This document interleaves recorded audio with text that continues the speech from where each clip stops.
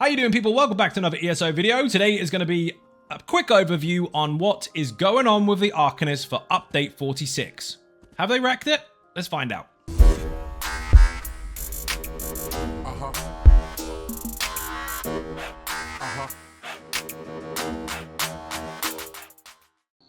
So what did they do? Well, they affected some actives and some passives at the same time. But let's go over them in order, shall we? So the DPS side of things, obviously we have to consider that people are going to subclass mix this up. They're going to be putting beams on Templars and Templar beams on this and mixing it all up. But they had to standardize some things. So area of effect damage or application for any skills actually affects 6 targets now, not an uncapped amount. And damage types have changed. So the beam that you all know very, very well is not the same. This beam here, look very carefully above the targets for the numbers. They are above the target. They're not orange in the target.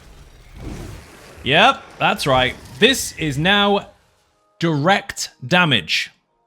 The skill is direct damage, which means instead of ticking every 0.3 seconds, considering that as damage over time and Azureblight goes boom, Azureblight is useless to you.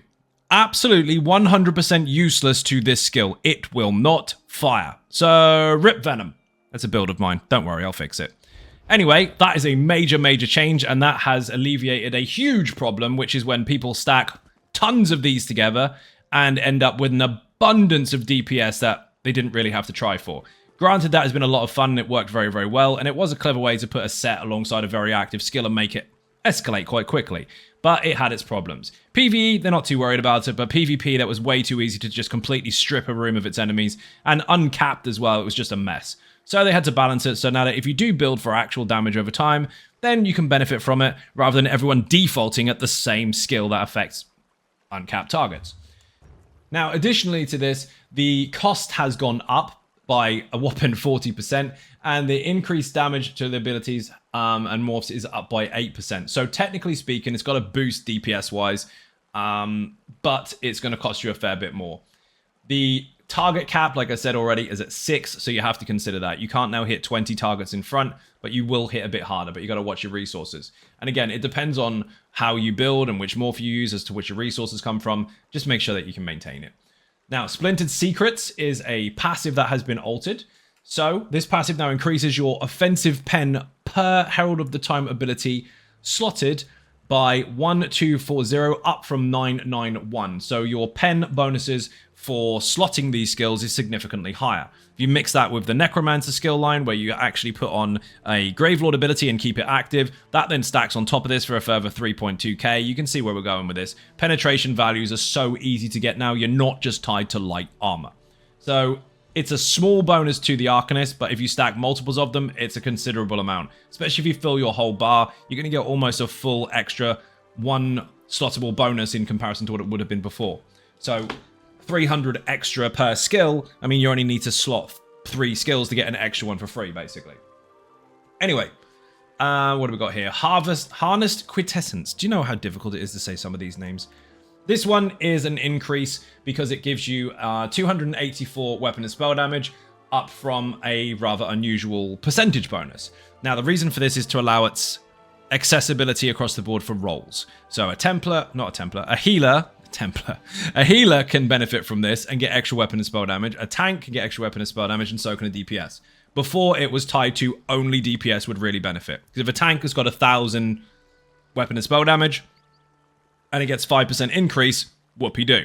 But if it's got 1,000 and it gets 284, that's a big difference. Now, you could argue that at the higher end of the scale, the high weapon and spell damage builds would not necessarily benefit as much because a percentage bonus would have been higher, but they've already got their beam boosted anyway, and generally speaking, it's not as difficult to get the extra bonuses on top from other buffs and bonuses in your group to make that really, really mental. So they had to try and balance it out, especially seeing as you can actually mix this with other classes and get bonuses that you wouldn't normally get.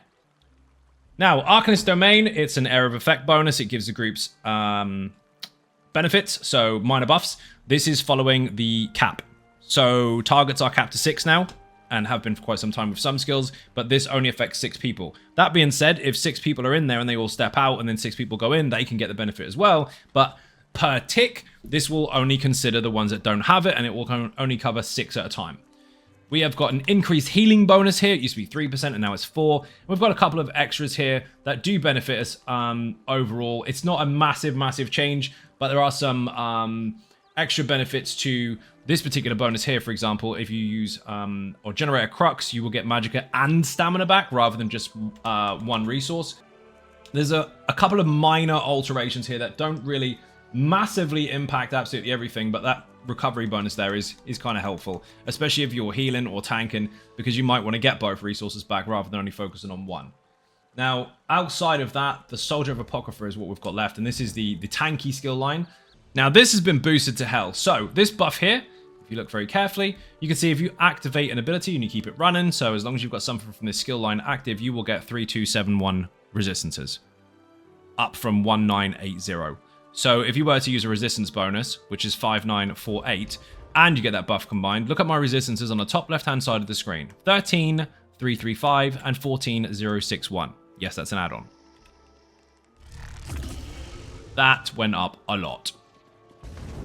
As you can see, that went from 13 to 22 on one of those, and 14 to 23. I am a DPS with semi-tanky resistances now, just by one active skill from this skill line.